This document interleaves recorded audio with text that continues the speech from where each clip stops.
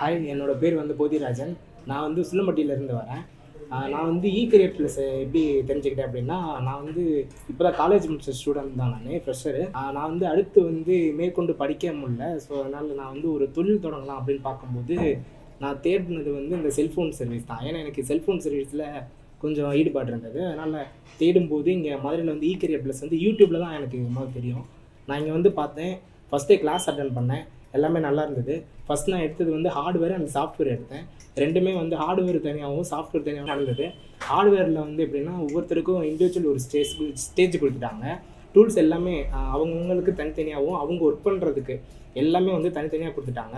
So ரொம்ப நல்லா இருந்தது. அதுக்கப்புறம் சாஃப்ட்வேர் போகும்போது நான் நிறைய கற்றுக்கணும் அப்படின்னு நினச்சிட்டு இருந்தேன். இங்கே வந்து பார்க்கும்போது ஒவ்வொரு ஃபோனும் ஒவ்வொரு மாடலுக்கும் எப்படி எப்படி அது ஓஎஸ் போடணும், அது என்னென்ன டிரைவர்ஸ் அப்படின்னு நிறையா சொல்லிக் கொடுத்தாங்க.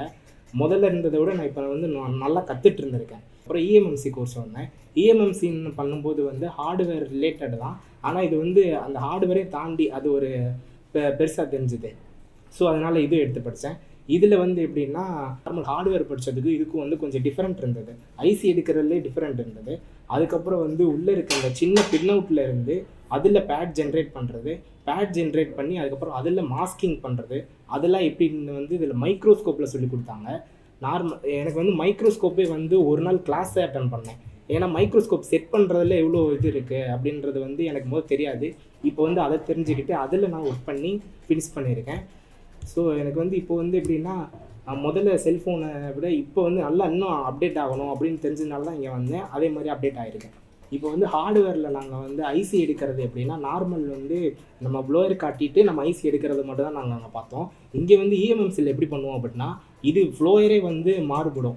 ஹார்ட்வேரில் ஒரு ப்ளோயரும், இங்கே வந்து ஐஎம்எம்சியில் ஒரு ப்ளோயரும். இதில் வந்து நம்ம ஹீட்டிங் அட்ஜஸ்ட்மெண்ட் வரை நம்ம செட் பண்ணி நம்ம அந்த ஐசி எடுக்கலாம்.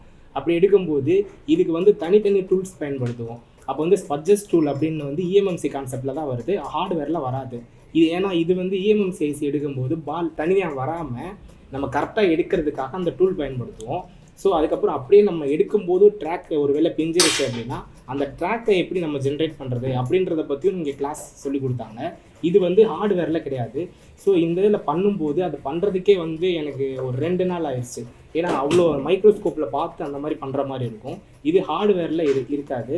இங்கே வந்து யூனிவர்சல் ஸ்டென்சில் மட்டும் இல்லாமல் மேக்னெட்டிக் கிட்டில் எப்படி பண்ணுறது, நார்மல் வந்து பேட் ஜென்ரேட் பண்ணும்போது அதுலேயே எப்படி மாஸ்கிங் பண்ணுறது அப்படின்றதையும் சொல்லி கொடுத்தாங்க.